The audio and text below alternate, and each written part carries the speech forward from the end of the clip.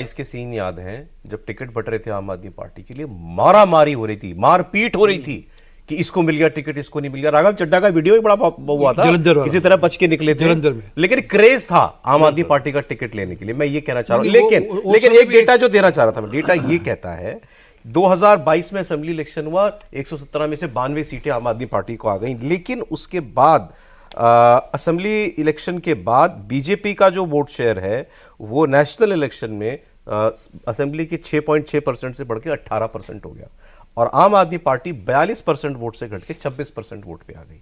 उसको असल डर ये है, और कांग्रेस का तो वोट है ही वहां पर और बढ़ेगा ही इसमें। संगरूर हारे ना, मान साहब संगरूर तक हार गए। अभी कह कर गए थे कि 13 सीटों का चुनाव था, 3 जीते वो तो हार गए। 10 लोकसभा में भी 3 जीते, लोकसभा में 3 जीते। तो वो हालांकि बाई इलेक्शन जीतते हैं, वो जो बाई इलेक्शन मतलब जो असेंबली का बाई इलेक्शन होता है उसमें पूरी सरकार लगा देते हैं। परंतु अभी हाल में जो वहां पर कॉर्पोरेशन के इलेक्शन में, म्युनिसिपैलिटी के इलेक्शन में, उसमें हारे, परंतु धक्का मारकर अपने इलेक्शन तो ठीक कर गए। नहीं, मेयर बना लिया, हारे। अमृतसर, जलंधर, लुधियाना तीनों जगह हारे हैं। वो मेयर बना लिया धक्का मार। कांग्रेस के बड़े संख्या में कॉर्पोरेटर्स हैं, 5 में से 3 दो का रहा है। हाँ, 3 लोकल बॉडी हारा है और चिंताजनक है, क्योंकि और पटियाला के अंदर खूब मारकुटाई हुई वहां पर। आपको क्या मिल रहा है पंजाब में?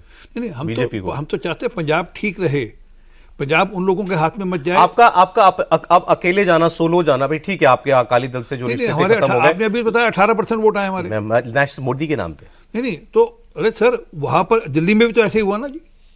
दिल्ली में हमारा कोई चेहरा तो नहीं था ना जी। प्रधानमंत्री जी ने अपनी एश्योरेंस दी, दिल्ली के लोगों ने उनकी एश्योरेंस मानी। ऐसे ही पंजाब में भी होगा, चिंता मत करिए। और एक दूरी है ना, वही जो आप दिल्ली, पंजाब और दिल्ली वाली बात करते हैं। एक लाइन में जोड़ो, 33 से 36% कांस्टेंट वोट बीजेपी का रहा है, चाहे हारे हैं चाहे जीत रहे हैं। 33 से 38%, 38% दिल्ली में। दिल्ली की बात, सॉरी पंजाब की बात नहीं कर रहा मैं। नहीं, पंजाब में हमारा ग्राफ ग्रेजुअली बढ़ रहा है। आप लगातार देखिए, वोट शेयर में हमारा ग्राफ लगातार बढ़ रहा है। ऐसा नहीं, अभी जो आप खुद ही बता रहे थे कि हमारे 19 विधायक आए थे एक बारी, 23 में से 19। हाँ, तो वो अब वो बहुत दूर की बात लगने लगी। अब 2 हैं, 19 से 2 का सफर। समझे नहीं, पूरे देश में आप बढ़ रहे हो, पंजाब में घट रहे हो। ऐसा नहीं ना, एक लहर चली, उस लहर के चलते सब कुछ हुआ, परंतु वो लहर का जो मुखौटा था, वो आज मुखौटे की क्या हालत है? नहीं, पंजाब के लोगों की नरेंद्र मोदी और बीजेपी से एक दूरी है या नहीं है, मैं जानना चाह रहा हूँ। नहीं है, अब एक समय में रही, पर आज नहीं है। ग्रेजुअली चीजें अभी तभी बताया ना कि अभी जो लोकसभा इलेक्शन हुआ उसमें हमारा परसेंटेज देख लीजिए आप क्या है। और दूरी होती तो हम इतना अच्छा, हम मतलब अकाली दल से अच्छा परफॉर्म कर रहे हैं। मानते हैं इस बात को?